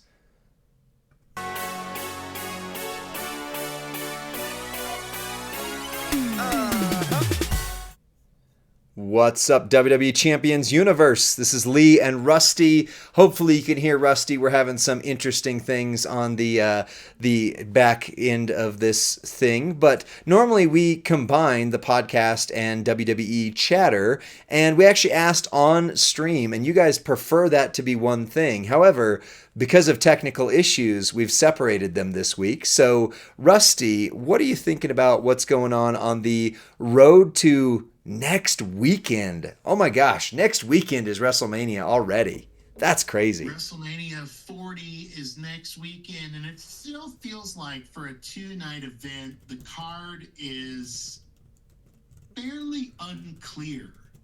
We don't know everything that's going to happen, and there's gonna have to be about 6 hours worth of matches that come together. We can assume 5 hours of that will be Roman's intro, and so we're At gonna have to least. cram as much wrestling as we can into the remaining hour. Um, but I would say this: not only are we wondering what is the card going to look like, um, I've got some questions beyond just the card. Okay. Is Are they setting us up for some surprises, for I hope some so. chicanery, for Shenanigans. I cannot, um, especially regarding the Judgment Day. They have too much gold to leave Mania with all that gold, Yep. and I don't think the top heels are gonna just drop it outright. And so, um, Senor Money in the Bank, the time is now. Yeah. This is his time. Yeah. A cash in has got to happen. More so than Cody needs to finish the story, a cash in's got to happen. Cash in's got to happen. I don't think we care about what Damian is going to do beyond Mania. That's true. Right? That's true. Damian better cash that thing in. And I think he's going to cash it in somehow and ruin the Rollins Drew going over cleanly opportunity. Who does he cash in on? Respond to that, I guess, first. Yeah. So Doom 2071 in the chat, because we are actually recording this for the first and one time off due to circumstances related to work in instance. We're recording this on the Live Champs channel, and we've got some comments coming in. Who do we think he cashes in on? So let me respond first to something you said about there has to be some shenanigans in the title picture. And you and I, on our podcast a week or two ago, you said they're going to have somebody climb the ladder at the same time and each grab one grab a red belt, one grab a blue belt, and that's how they split them. I thought that was genius, and guess what? Wrestle Talk mentioned it like the week later. So you were there first, but other people are talking about that now. So, right. Yeah, I think that's going to be, I think they need to. I would love to see R-Truth and Damian Priest go up the ladder together and they battle it out. And maybe Damian like grabs the belt but fumbles it into R-Truth's hand, and then he grabs the other one real quick. And now we've got this ongoing storyline where R-Truth and Damian Priest get to keep going. As for the cash in, I don't know, man. I like the fact that the tag match is going to affect the cash in. Let me just say, I think Priest dropping the tag belt is going to cause him to say, "I'm not leaving Mania empty-handed." Okay. And it's going to spur his, the timeline of like tonight's the night. Yeah. Like I really think those two events are connected, and the only reason I say is because you went to maybe the dual tag separation. Right. Belts. Right. So I think they're going to go from having 2 belts to having no belts. Oh, okay. Is what I think. I don't think it's going to be Priest coming down with a tag belt. I think it might be Truth knocking Priest off the ladder, and then Gargano shimmies up it to get that the would belt be awesome. Like I would like that even more. Yeah. I agree. And so then the question is the briefcase. On the one hand, I like the fact that it's taken almost a year. Like he so many of the cash-ins were just day of, right? Or the next day or whatever, especially with the women's, that it just didn't leave that suspense. But I think we've crossed the threshold of there's been suspense to now it's like, oh yeah, that's right. He is Senior Money in the Bank. I forgot about that. So I think personally, Damian needs to cash in on whoever gets the world title, not Roman, not Cody. Months ago, we talked about like when the Money in the Bank thing originally happened. My dream booking for it was that Dominic Mysterio got Money in the Bank. Cody finished his story and Dom cashed in right then and there. I think that would have been the most epic heat Dom could have ever gotten. But since that's out the window, I think Damian Priest has to cash in on Drew. I think Drew beats Seth. I think maybe CM Punk distracts Drew, and then Damian Priest cashes in on him because now you've got a story Damian Priest against Drew McIntyre, and you've got CM Punk hanging in the wings for whenever he gets better to come and reclaim the title. That's my thoughts so far. Do you think? So are you thinking like Priest just rolls him up in a small package? Like, do you think it's going to be that kind of like Liv Morgan win where it just is such a joke that it delegitimizes Priest as a champ? Right. maybe he's just a placeholder champ until SummerSlam, I don't know. or There's what? still rumors that, and this is all speculation. We are on the official channel, so we can't do hearsay too much. But there is speculation of Mania running wild that Drew has not re-signed yet, and so maybe they give it to him as a thank you. For the pandemic era. I mean, again, Drew carried it through the Thunderdome, and that was the worst possible time, and he did an admirable job in a horrible situation, is all I can say. So Sure. maybe they give it to him in front of the crowd so he gets his moment. I hope it's not a roll up. But if it isn't, then my alternate pitch is Damian Priest comes out, says, I'm going to show you how good I am. This is why I've been waiting, because I can do this on my own. And they start a full match. And yeah, he just fought Rollins, so he's tired, and they have that part of the story. But he doesn't just do a roll up, it is an intense battle. Damian Priest wins. Now Drew McIntyre has this story of, well, it's because of CM Punk. Oh, it's because I had already fought Rollins. I was robbed again, and they can keep building that. Or if he goes away, he got his moment. Damian Priest doesn't look weak or just like, oh, I just rolled him up. And now you've got a dominant champion there that you can start building. I think Damian Priest deserves to be a legit champ. Um, Agreed. it feels like it's his moment, and it would be great to continue to, I don't know, build uh, maybe a number one contender with Punk and Drew at SummerSlam. I don't know. I like Io held the belt a lot longer than I ever thought she would, and Yeah. so Well, she's who's to still holding it, say? isn't she? I mean, Roman has held the belt way Oh, longer than I thought anyone oh, could, right? in the modern So, era. yeah. Let me just ask you this, Lee. Since we're talking about potentially big surprises for Mania, Yeah. I'd love to keep maybe speculating as to Ooh, what we could see as a big surprise. I've got one. Let me ask you this, my friend: Um, is the stage set for Bailey to receive some surprise help against Damage Control, potentially from some of the remaining horsewomen that are still in the WWE? Do you Uh, think it could be, um, you know, like a Becky are and you talking Charlotte Charlotte? Okay, I was gonna having say because to? Becky's in a match, so you've narrowed it down to Charlotte. No, no, no. I just mean ringside assistants, Gotcha. not Matt, but like the neutralizers Yeah. or something, right? Um, Before the fourth horsewoman was, ineligible to return and whatnot, like I thought they were setting that up. I thought we could Right. see all three. I thought that could be a Mania return from the fourth. She got a little too bossy and disappeared forever, it looks like. And She did big business, but I, it was somewhere else. it just doesn't make sense that Bianca and Naomi have her back, Yeah. right? It doesn't make sense. Yeah. Um, what does make sense if they're because I think the Bailey match is going to have multiple surprises, including Hugger Bailey Yeah. coming down the ramp with the side pony, with the inflatables, total babyface Bailey back.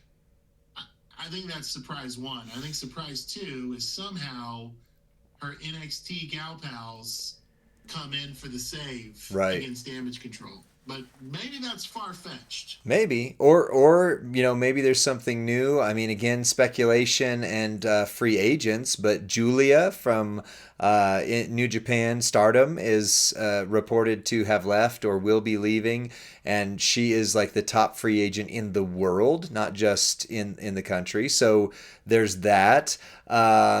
Yeah, maybe I don't know. I get the sense that we are going with a Bailey win and that she's going to have to do something to overcome Damage Control. I would really hate to see Dakota Kai flip flop flip flop flop flip flop flop again. I know. That would just be. But what about in the chat? Michael Graham said Lita. What about a Tori? I don't think Shayna Baszler makes sense. That's in the chat there as well. But what if it's a legend? I mean, or what if it's somebody who we're not expecting like Jade Car. Oh, look at that! Right as you type that, Doom. That's awesome. Jade Cargill, who's still debuting this weekend, first time ever in WWE Champions game. But in the WrestleMania, she doesn't have a path yet. What if Jade Cargill comes out, sets Bailey up to win, and then not as a heel turn, but just says, "Okay, I helped you. Now I deserve a shot." There's something there too. Maybe, who knows? Who knows? So I think I've thrown out kind of two matches what I think are going to be two surprises. You think there's a match that's in your mind that might hold a twist of fate, so to speak, for us? Oh wow, are we going? Are we going there? Yeah, because their contracts, or well, at least one half of their contracts is up, and many people would still love to have that character in the game. Showboat, delete, delete, delete. But anyway, yes, I do, and it's the match that, of course, we've got to talk about, and yet we've talked about it so much. It's the Roman Cody match.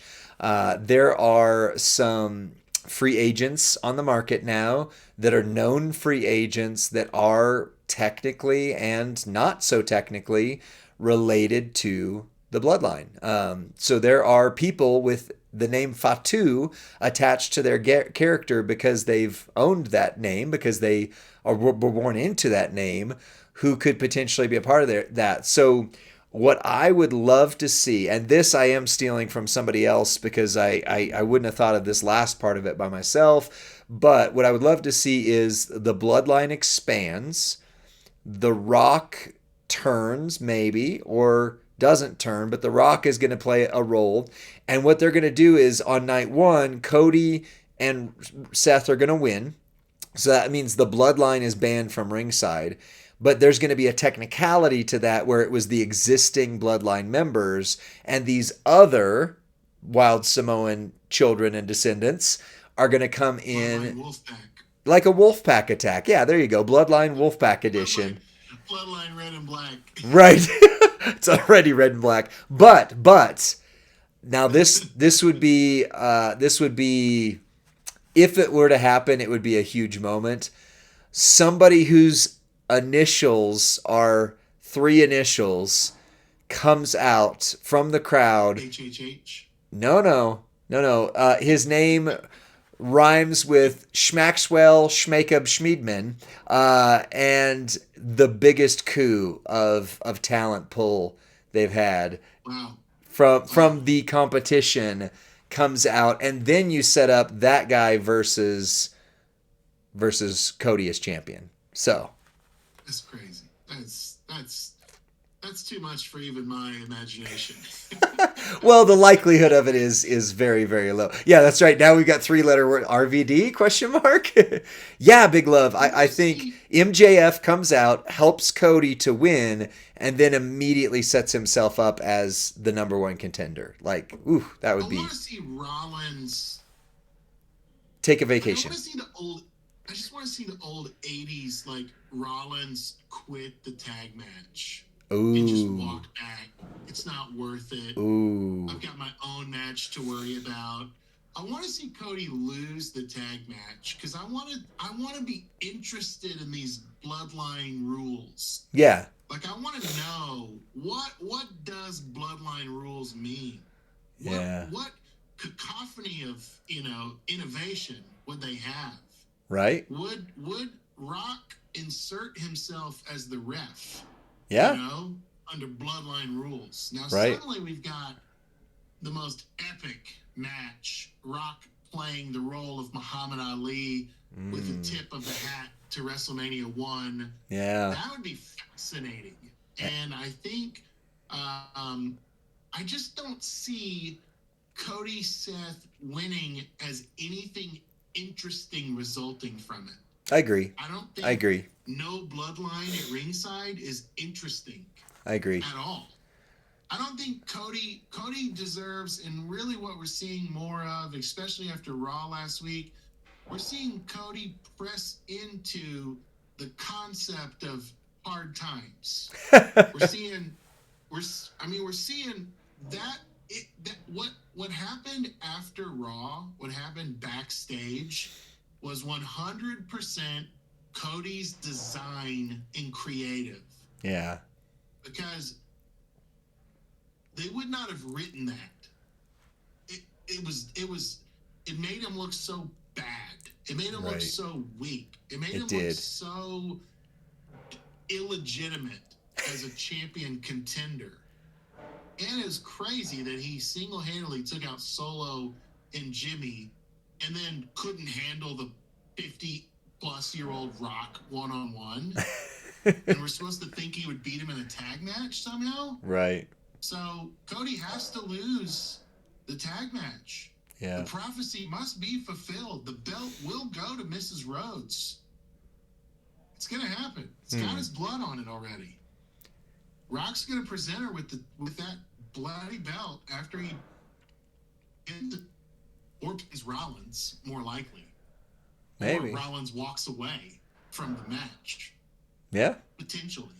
Yeah. I want to see the bloodline continue to grow in their legitimacy as heels. I want to see them grow in their number of family that are included in it. I want to see this be a retrieval to the yesteryear, the Legends era.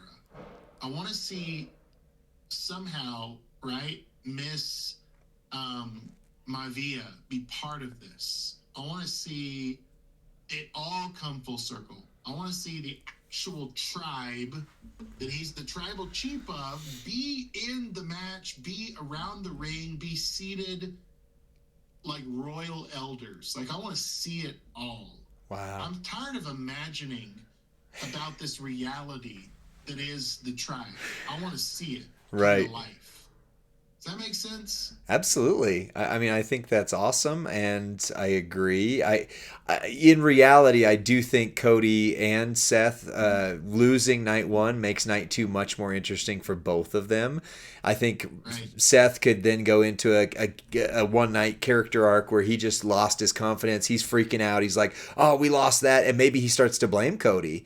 And maybe he loses his title, and then instead of blaming CM Punk, because then Drew and CM Punk go off that way. By the way, your AI rusty again with all sorts of Black Mirror style glitches, just so you know. So Oh yeah. yeah, you Yeah, I look see it. quite interesting. But then we get Cody versus Seth as the title picture over here, and over here you've got Drew and Priest or CM Punk if he can get back in time. I think that would be even more important and crazy. But then night two, I am still convinced The Rock is going to turn on Roman. I'm still convinced next year's Mania is Roman and Rock. I think that is. We know Rock is going away. Like, he's got a movie contract. It's not speculation. He's going away.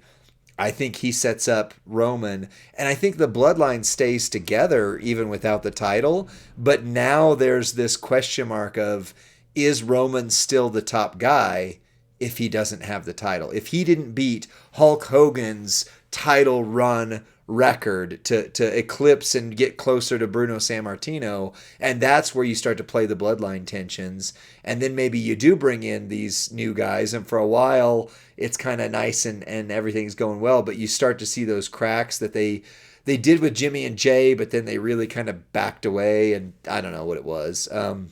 But you see those cracks, and then you've got a year of the bloodline devolving, and then you do have a bloodline civil war. I would love that. And The Rock starts to be the figurehead of one bloodline, and he's claiming he's actually always been the head of the table. And Roman has his bloodline, and maybe Solo and Jimmy go over to The Rock, and you've got these new guys who come in with Roman, and now you've got something interesting going that way. I don't know. I could see that. Rick. Yeah, I want to see. I want to see more than Paul Heyman. Paul Heyman is not the bloodline. Okay, let's just get this. Let's put facts on the table here. Why is Paul Heyman so consumed backstage with aligning himself with the Universal Champion? Why are those two things synonymous? At least for the Right? last decade. Why can I not have a Universal Champion without Paul Heyman? Right. Get out of the way, man. Get out of the way. Where's Rikishi? Okay? Where's Rikishi? I care way more about people in the actual bloodline than I do about Heyman. Heyman is a gutless little coward with a big mouth, and he runs around starting fires and manipulating people. Yeah. Once he gets his Hall of Fame induction, he needs to go to the announce table or leave the title scene. Because he's as tired as Roman is, as far as played out. Oversaturation is a It, real thing, and I've got Heyman fatigue, and I like him. yeah. I like him. Let Heyman. This last push of whatever CM Punk is doing when he comes back health, like let Paul Heyman be part of a faction that's not the bloodline. Let him. I don't know, right? Aren't you just tired of it? Aren't you? And like, what the heck is Naomi doing? Right. Like, let her be Trinity Fatu. Let her be in the bloodline. Ooh. What the heck is Nia Jax doing? Wouldn't she be a legit heel if she was bloodline Nia Jax, The Rock's cousin? Right? You got all this tertiary superstars that they're wanting to build and give a push to. If they would just let them be who they are, the push would happen naturally. Yeah. Right? The bloodline should be part of the women's division. The bloodline should be raising up young talent in NXT with The Rock's daughter as the GM. Right? Like, how is this not? The NWO did it well because they ran everything for a season. Too much. I was gonna say then But they it ran got too everything. big, but Yes. But they were on every show. yeah. And you were like, oh dang, they're NWO too. I didn't know that, right? You gotta have Bloodline's gotta leak out. It's gotta leak out. And I think Gumsy said the chip just up with boring. It's boring. It's boring because it's one thing. It's only one thing, and it's the same thing every time. It's Jimmy in a black hoodie coming to the ring and pushing somebody off the rope, right? And it's a cheap win. They don't have quality wins, and they got Paul Heyman's mouth. Yep. You know, fix the bloodline if you really want to take this thing to next year at Mania. And by fix it, make it interesting. Right. Make it more than just three guys that wear black hoodies and come and cheat to win. Right. Like, come on, come on. Yeah, and I think Roman losing the title is a good catalyst towards something like that because I don't think they're going to give up the magic of the bloodline that they've had yet. I mean, obviously, if they were going to, they would have done it last year, and so get Roman away from Cody. Let Cody win definitively over against all the odds. If that means that Rock has a role in changing that around, that's fine. But let Cody win definitively, and then give Roman something that's the B story. What you're saying is Roman has been the A story, quote unquote. If you follow sitcoms and stuff like that, there's always the main story that's the A story, and then there's a background story, right? The B story. Everybody else is B story, and Roman has been A story. They need to just swap it where Cody's A story, Roman is B story, and then we can make room again for LA Knight and for, main event Jey Uso to actually main event something more than a really match on Raw, right? So, yeah. Yeah, I like where you're going with this. I like it. Well, and I want to ask you this, Lee. I don't want to just whatever be. Um, I don't want to use hyperbole here. Could this be? Does the card as it stands today reflect that this will be the most important WrestleMania in history? Huh. Interesting. Um, wow, that's a really Isn't good that what question. Hunter is saying? Isn't He that is. what TKO and WWE are saying? S- Isn't that every presser that we've heard? yeah. This is the biggest WrestleMania of our lifetime. Yeah. WrestleMania 40, the grandest stage of them all. Right. Philadelphia, capacity crowd, 86,000 people in the Eagle Stadium. Yeah. Does the card reflect that?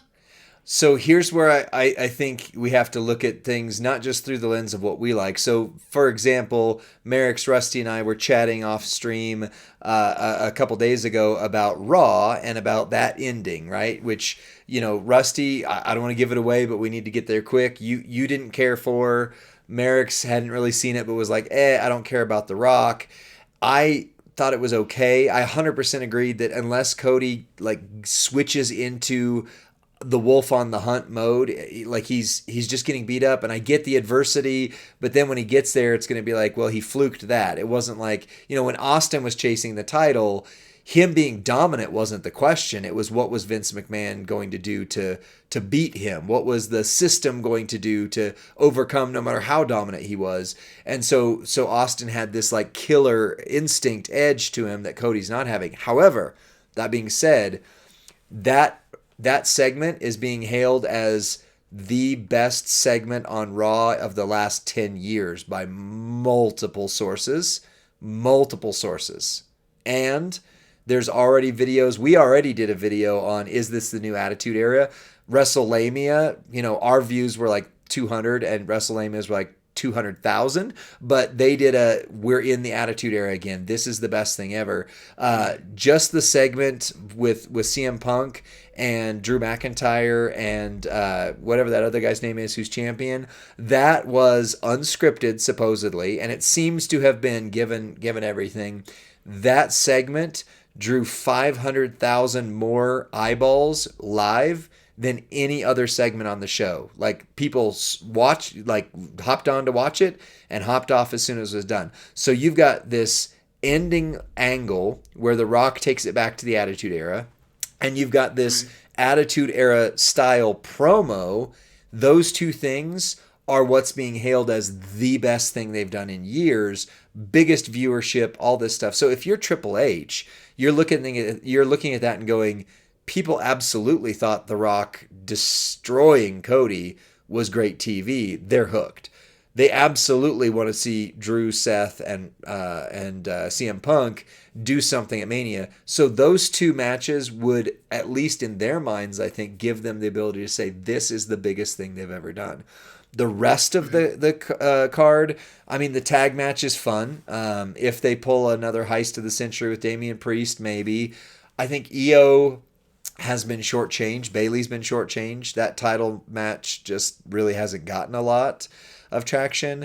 Becky Rhea is going to be awesome. But like you said, where's Bianca? I was one who said Bianca's title reign was way too long and it needed to have a time to cool. But now we're going into WrestleMania where she was on the Las Vegas press tour and Bailey wasn't. Like Bailey should have, Bailey won the Royal Rumble. She should have been the one that was there. It was Bianca, but now Bianca doesn't have a match. So I think they've got a week to make some big, important moves. Yeah, you're right. I think this week's Raw and this week's SmackDown, tonight's SmackDown is going to be big. I think Monday's Raw is going to be big. And I think the Raw after Mania is going to once again be just magic. I agree. Where it's must-see TV, talked about in copious amounts, press, all of it. I can't help but think they've got a lot of work to do if in fact this will be a well remembered WrestleMania. They've got a lot of work to do if this is going to be the biggest Mania. Yeah. If it's going to be bigger than Hogan Rock, if it's going to be bigger than Rock Austin, if it's going to be bigger than Hogan Andre Warrior. Oh yeah. I mean, is it going to be bigger than Hogan Andre? Right. They've got a lot of work to do to figure out, brother.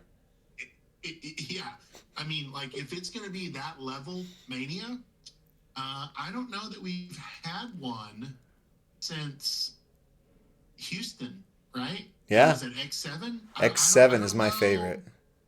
I don't know that we've had, so that means like it's been 20 years plus since we've had a Mania that we go, that one will be remembered with the best of them. Yep. That one will be so I think there's going to have to be musical guests that are doing the pre-show, anthem, Taylor and Swift. God Bless America, and all. Like, they better pull out. I mean, Lady Gaga's to that level, that caliber. Taylor Swift. Dude, if Taylor's, I mean, that would be incredible if Taylor Swift sang. If Tay Tay comes in. Just that level of right. press. Right. Whether you like Taylor Swift or not, the level of press that it would get right. to have a legitimate celebrity and multiple legitimate celebrities at WrestleMania 40. Right. They got a lot of work to do this week. They better get on the phone and give some tickets away. Yep. They better give some people ringside seats, and they better be better than that. What was that kid's name? Kane. That kid was supposed to be like an Olympic champion that never even showed up. Gable Stevenson. Chad Gable Stevenson is how I remember him. Yeah. Remember that kid got a WrestleMania introduction? Yeah. And did nothing.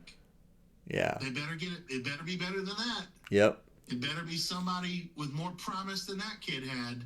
Yeah. WrestleMania 40. So.